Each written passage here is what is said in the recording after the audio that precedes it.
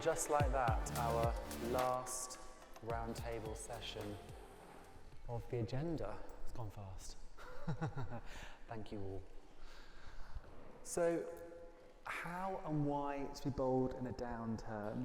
I just want to contextualise this discussion before we jump into the conversation, because it is important. So a few months ago, actually, so towards the start of the year, David, myself, and a few other marketers descended upon a central London restaurant to discuss kind of the future of marketing and grand discussions around what we should be thinking about from a CMO perspective. And one of the really interesting answers that came from that was that if we're about to enter into a downturn, one of the key aspects of a marketing leader is their boldness, which I thought was fascinating. I hadn't really heard that before, and I really wanted to drill down into that in a different conversation, and this is that conversation. So I'm delighted to welcome these three leaders into the discussion, marketers, and of course, marketing adjacent CEO, so we can get a full look at what it means to be bold and if we need to be bold. So, Simonetta, I'll come to you first, if I may. How and why to be bold in a downturn? Let's do some nomenclature. What does boldness mean to you? To me, being bold means that you're not just driving, looking at the rear view mirror and worrying about what we've always done. And somebody said to me once, if you're one step ahead of the market, you're a genius. If you're 2 steps ahead, you're a fool. And so the boldness is that ability to understand where the 1 step ahead is and avoid the 2 steps. That liminal space.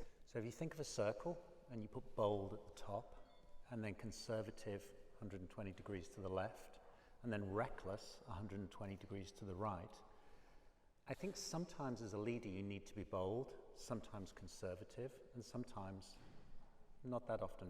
It's about being willing to face up to the worst, which of course we had in COVID, when my industry, production, was completely shut down, perhaps forever, certainly for a year we were told initially. So be brave to kind of face the worst, that you may now be about to shut your front door, which of course you don't want to do if you're running a business. And then be willing to look at all the worst possible scenarios.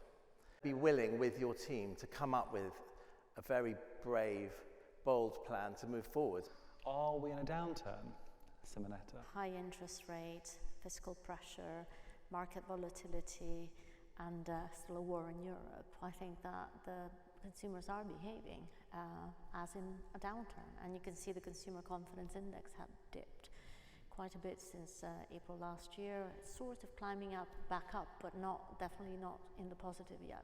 What have you been up to the last few months that you would consider to be bold? Or, thinking back to your smartness, have you been more conservative, given that point spectrum that you just mentioned? I think the way to think about this is to think about kind of your target markets and really how you're breaking out your target markets and how you're doing your segmentation. I think the question here is to really understand what the advantage is by taking action right now versus waiting.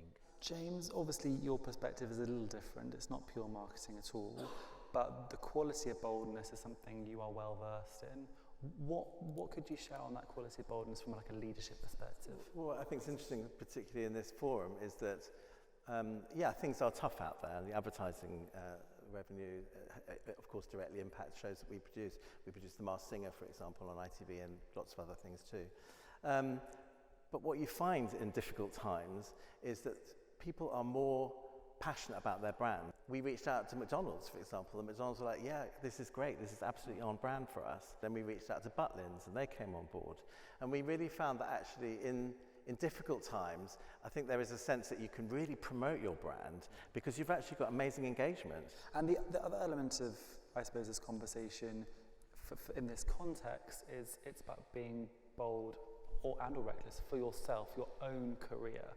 One of the other, dare I say, humorous moments of that discussion we had a few months ago was, if your CEO doesn't believe in marketing, the best thing you can do for yourself is to leave the company, which I found fascinating.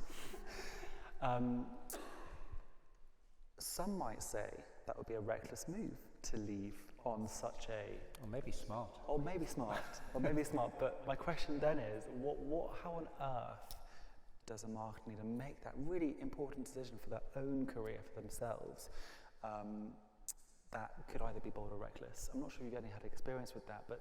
Absolutely. I'll go first. The reality is, if your CEO doesn't understand the importance of marketing, is not willing to engage in the conversation or just pays lip service to it, at some point you're going to come at the end of your runway, because your ability to affect change is going to be limited and you'll get frustrated. So I think you need to kind of chart out your journey, and you need to kind of assess at what point personally you're feeling you're doing more career damage to yourself by staying in the role than by leaving in the role.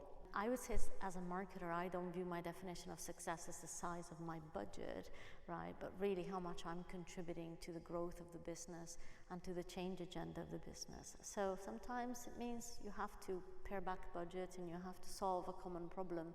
But as long as you're still central to the mission of the business you're in, that can be okay as well. What kind of community do you build around yourself to make sure you are doing the right thing, and it's a conversation that is objectively difficult and it's not something that you are misinterpreting perhaps? So I think there's a couple of communities. There's communities of your peers, such as the wonderful people here, and the many friends you've got across at a similar level, at a leadership level. There's the community inside the organization, maybe people outside of marketing, other people that connect as coaches and mentors. And then obviously there's your team as well, and I think, the self-awareness that you bring to your role and leaving your role, etc., you also have to bring a sense of the group that you're a leader of there. I'd really add as well into that, training. I'm a real advocate for training. I've done a lot of training in my adult career. I went to the business school at Oxford for a stint. I went to the grad school at Stanford in California because I wanted to learn about, we were talking about California earlier, learn about how that incredible kind of fault line of science, technology, finance and creativity, how did they do it? I wanted to learn that. There's nothing like going to surround yourself with some really smart thinkers, professors at these amazing universities or elsewhere, and they talk to me about helicopter thinking. They take you out of your world and give you a 30,000 view of your world, but from a completely new perspective. And suddenly you start to think, well, actually that's really not that important to me anymore, or I've got the wrong end of the stick and I need to be doing more of this. And then you can change your life that way.